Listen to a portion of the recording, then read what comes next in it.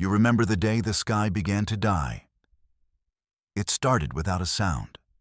No grand explosion, no booming announcement from the heavens, just a quiet dimming of the light. You were probably doing something normal. Making coffee, perhaps, or stuck in traffic, wondering why you needed sunglasses on an overcast day. Then you saw it. Everyone did. A spot of perfect black against the blue canvas. It was too small to be the moon, too sharp to be a cloud. It just hung there, a hole punched into reality. But it was not small for long. The hole grew. Slowly, patiently, it consumed the light with an unnatural hunger. Within an hour, the world was bathed in twilight. A collective breath was held across 7 continents. Phones lit up with speculation.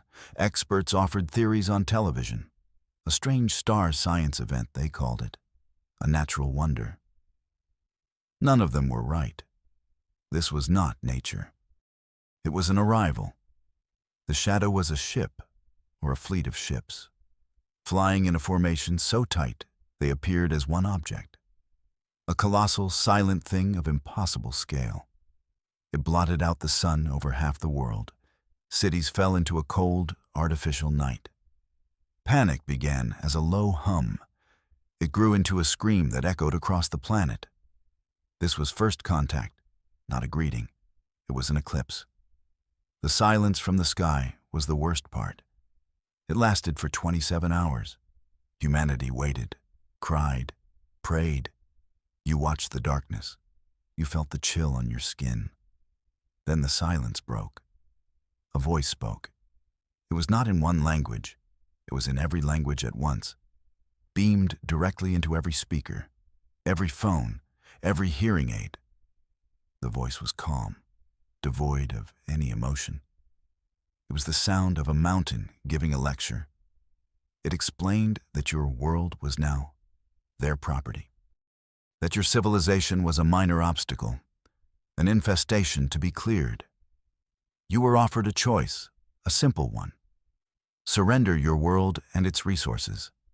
Submit to resettlement and processing. Become a compliant part of their great empire. If you did this, your species would be allowed to survive. In a limited capacity, of course. The alternative was also simple. Annihilation. Complete and total. They would scour the surface of your planet clean. The voice showed you what this meant. Images flooded every screen, worlds of fire. Planets cracked open like eggs, civilizations turned to dust in mere moments. This was not a bluff. This was their history, their business model. They had done this 1,000 times before.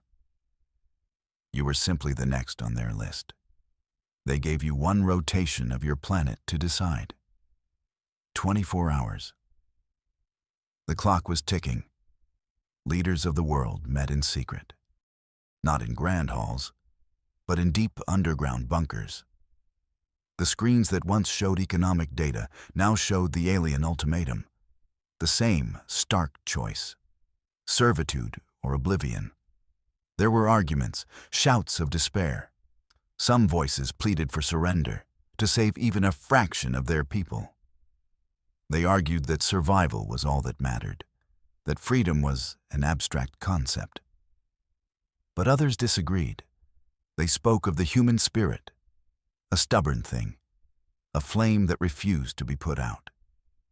The admiral of the newly formed Earth Defense Council stood up. Her name was Eva Rostova. She looked at the tired faces on the screens. She spoke with a quiet force. She reminded them of human history, of every tyrant fought, every impossible odd defied. She said that a life in chains was not life at all, that some things were worth dying for. Home was one of them. Freedom was another. She proposed a third option, not surrender, not just dying, but fighting. The Defiance Protocol was activated, a relic of a forgotten Cold War, a plan for a doomsday scenario. It was a long shot, a whisper against a hurricane. But it was a choice made of free will. It was a choice to look into the abyss and spit in its eye. The world's governments voted. The decision was unanimous. Humanity would not kneel. Humanity would fight. While the world held its breath, humanity's greatest minds vanished. They were not taken. They were summoned to hidden facilities buried deep within mountains, beneath frozen tundras, in the dark, silent depths of the ocean. These were the places where theories were born, where dreams of the future were sketched onto whiteboards. Now they had a singular purpose: to forge a sword, a weapon capable of hurting the untouchable enemy. The scientists and engineers worked without sleep, fueled by coffee and a primal fear. They tore apart existing weapons. They ran simulations that melted servers. They looked for an answer in places no one had dared to look before. The answer came from a disgraced physicist, a man named Dr. Eris Thorne. He had proposed a theory decades ago, a theory about dimensional resonance. He claimed you could briefly tear a hole in space-time, creating an energy backlash of immense power. He was laughed out of his profession, called a dreamer, a fool. Now his old notes were the most valuable text on Earth.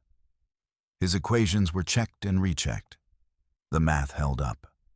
It was terrifyingly possible. The energy required was immense. The engineering was a nightmare. But it was a chance. It was the only chance you had. They started building.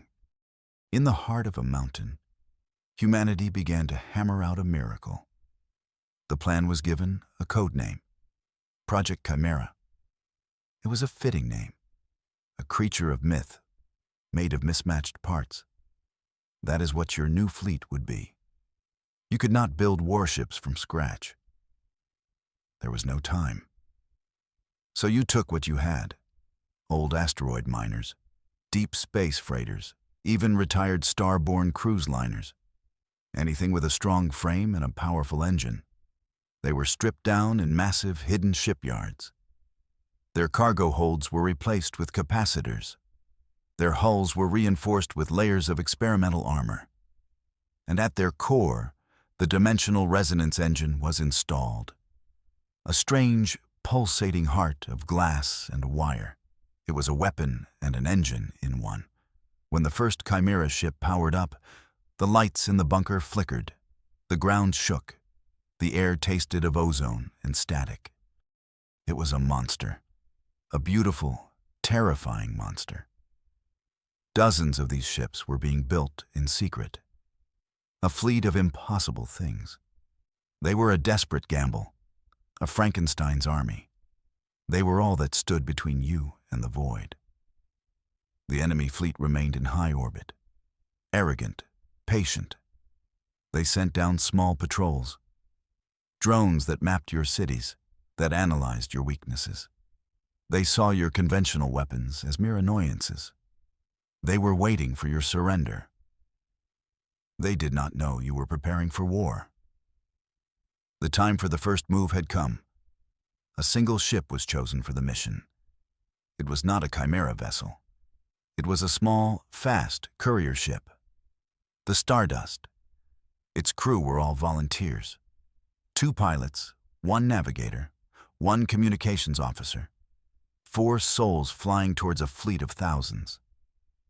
Their mission was simple: jump into enemy territory, get noticed, and run. You watched their faces on the screen before they left. They were smiling, making jokes, as if they were heading out for a weekend trip. One of them said they packed extra snacks, just in case the aliens were hungry. It was a particular kind of bravery, the kind that laughs in the face of certain death. To them, it was just another Tuesday. The Stardust undocked from a hidden moon base, a tiny speck of light against the black. It charged its jump drive, aiming for a point just beyond Ganymede, the largest moon of Jupiter.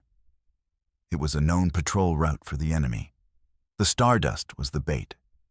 Your new Chimera fleet, hiding in the shadow of the giant moon, was the trap. The universe held its breath. The Stardust appeared in a flash of blue light, just as planned. Its engines burned hot and bright, a deliberate beacon in the silent dark. It took the enemy patrol less than 3 minutes to react. 5 enemy ships detached from the main group. Sleek, black daggers that moved with predatory grace. They were much faster than the little courier ship. They closed the distance with terrifying speed. The crew of the Stardust reported their approach.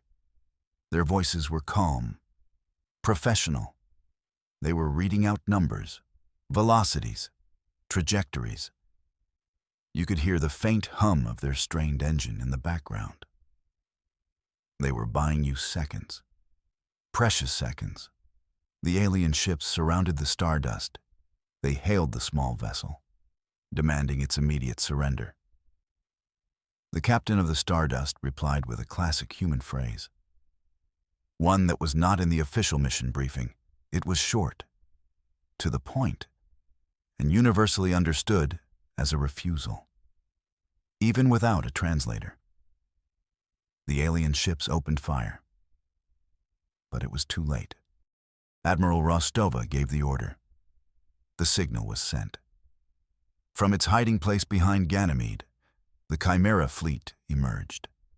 24 ships, ugly, asymmetrical. They were a fleet of junkyard dogs against celestial wolves. And they were about to show their teeth. The ambush at Ganymede had begun. This was the moment, the culmination of all the secret work, all the desperate hope. The Chimera fleet did not fire traditional weapons, no lasers, no missiles. They activated their dimensional engines in unison. For a single, terrifying instant, the space around the alien patrol warped, twisted. Reality itself seemed to tear open. Then it snapped back. The backlash was not an explosion of fire and shrapnel. It was a wave of pure chaotic energy. A wave that ignored shields and defied physics. You watched on the view screen. The 5 alien ships shuddered violently. Their lights flickered and died. Their sleek black hulls began to distort, as if they were made of melting wax. There was no sound in the vacuum of space, but you could almost hear the scream of tortured metal. The ships did not explode. They were unmade, ripped apart atom by atom. One moment they were there. The next, there was only a cloud of glittering dust, and the faint, shimmering echo of a dimensional tear. You had just painted the sky with a new kind of fire. The Stardust, protected by its distance, reported the event. Its crew was speechless for a moment. Then the navigator's voice came through. It was shaky, full of awe. He said one thing. Targets eliminated. It was the most beautiful sentence you had ever heard. The trap was a success. Humanity had drawn first blood. For the first time since the shadow fell, a wave of triumph swept across the earth. The data from the ambush was analyzed. The weapon had worked even better than predicted. The dimensional resonance wave was devastating. It was a weapon the enemy had no defense against, because it was not a weapon that attacked ships. It attacked space itself. In the secret bunkers, scientists cheered. In the command centers, generals allowed themselves a small smile. You had faced the monster, and you had landed a punch. The shattered remains of the alien patrol were a symbol, a message to the invaders. You were not helpless prey. You were not going to surrender. This victory was a fragile thing, a single battle in a massive war. But it was a start. It was a glimmer of hope in the suffocating darkness. It proved that the enemy was not invincible. They could be hurt. They could be beaten. The morale of humanity soared. The fear was still there, but now it was mixed with something else. Defiance. The 24 ships of the Chimera fleet returned to their hidden bases. They were humanity's sword, forged in secret, tested in fire. They were a testament to human ingenuity and human stubbornness. You now had a weapon. You now had a chance. The silent war was about to get very loud. The victory at Ganymede did not go unnoticed.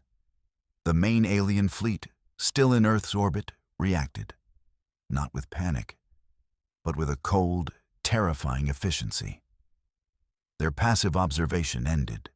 The colossal ship at the center of their formation began to glow. A low, pulsing red light. It was a signal, a call to arms. Across the solar system, their forces began to move. Ships that had been dormant in the asteroid belt powered up. Vessels hiding in the thick clouds of Jupiter rose like leviathans. They were not just a fleet. They were an occupation force, and their patience had just run out. They had underestimated you. It was a mistake they would not make twice. A new message was broadcast. It was different from the first. No words this time. Just a single, powerful image. A projection into the upper atmosphere for all to see. It showed your sun. Then it showed a fleet of their ships surrounding it, swallowing its light. The message was clear. They were not just going to destroy your planet. They were going to turn off your star. The retaliation was not just a military response. It was an act of cosmic punishment. They intended to make an example of you, to show the galaxy what happens when a lesser species dares to fight back. The cold fury of the enemy was a palpable thing. It was an empire striking back with overwhelming force. Your small victory had awakened a sleeping giant. The siege of the Sol system began. The enemy armada was a tide of black metal. Thousands of ships pouring in from the edges of the system. They formed a blockade, a cage around your homeworld and its neighbors. Nothing got in, nothing got out. They moved with a chilling coordination, a hive mind of destruction. Their target was the sun.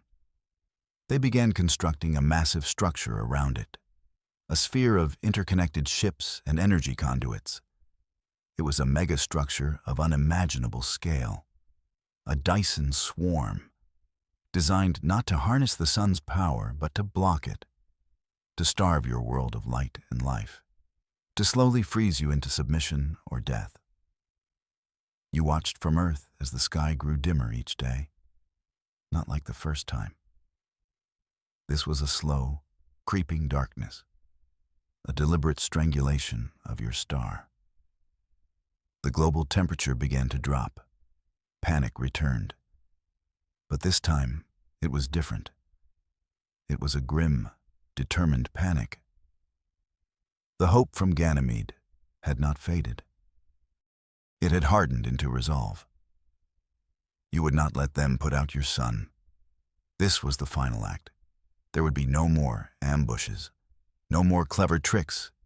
This would be a battle of brute force, of will against will. Admiral Rostova gave the order. Every ship that could fight was to launch. Every vessel that had been retrofitted. Every Chimera ship that was ready. This was the last stand. From hidden bases on the Moon, Mars, and the scattered moons of the outer planets, your fleet rose. It was a ragtag collection of vessels. The sleek, deadly Chimera ships were the core. But they were joined by older military frigates, retrofitted cargo haulers with railguns bolted to their spines, even small single-pilot fighters. It was everything you had left.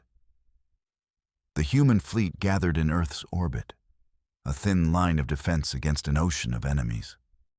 Against the backdrop of the dying sun, they looked small, insignificant. But they were not just ships. They were the embodiment of human defiance, Every crew member knew the odds. They knew most of them would not be coming back. They launched anyway.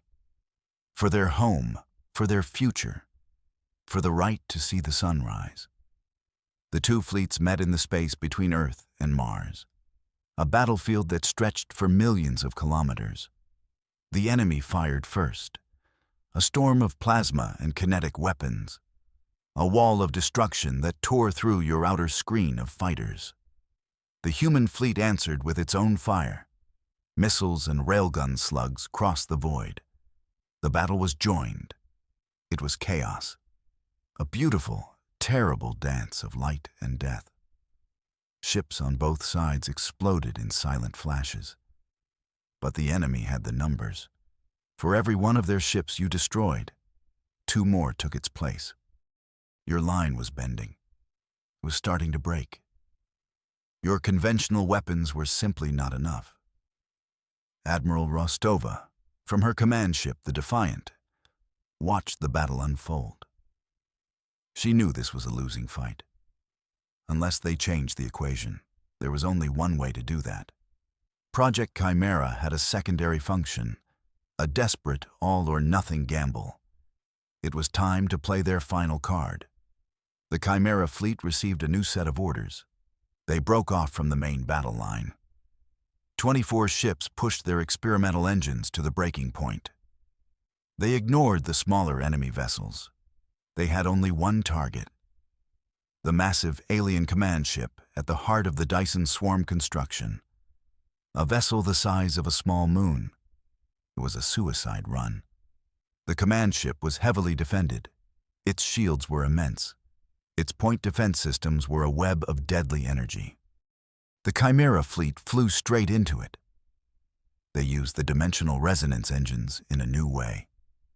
Not as a wide-area attack, but as a focused spear, creating micro-tears in space to bypass enemy fire and shields. It was a brutal, costly push. 3 Chimera ships were destroyed on the approach, their engines overloaded, tearing themselves apart. 2 more were taken down by overwhelming enemy fire. But 19 of them made it through. They formed a tight circle around the alien flagship. They were too close for its main weapons to track. The captain of the lead Chimera ship, the Avenger, gave the final command. Fire as one. The remaining 19 ships synchronized their dimensional engines. They did not just create a resonance wave. They focused all their power into a single point, aiming for the core of the enemy command ship. They were not just trying to damage it. They were trying to create a singularity inside it. For a moment, nothing happened. The 19 Chimera ships poured all their energy into the alien flagship. Their own hulls groaned under the strain. Alarms blared on their bridges. Then, the giant ship began to change. A spot of perfect black appeared on its surface. It was not a shadow. It was an absence of reality. The singularity was born. The alien command ship did not erupt in a fireball. It imploded, violently, silently. The massive vessel was crushed in on itself, pulled into the microscopic point of infinite density you had created. Then, the singularity collapsed. The resulting explosion was not of matter, but of space-time itself. A silent, blinding flash of white light that expanded outwards. The wave of distorted reality washed over the enemy fleet. It did not destroy them like the resonance wave. It did something far stranger. It was a pulse of pure chaos. Navigation systems failed. Engines sputtered and died. The hive mind connection that coordinated the fleet was shattered. The enemy was suddenly blind, deaf, and leaderless. The organized, implacable armada devolved into a panicked mob. Ships fired on each other in confusion. Some tried to flee, jumping to random coordinates. Others simply drifted, powerless. Your remaining human ships, battered but functional, watched in stunned silence.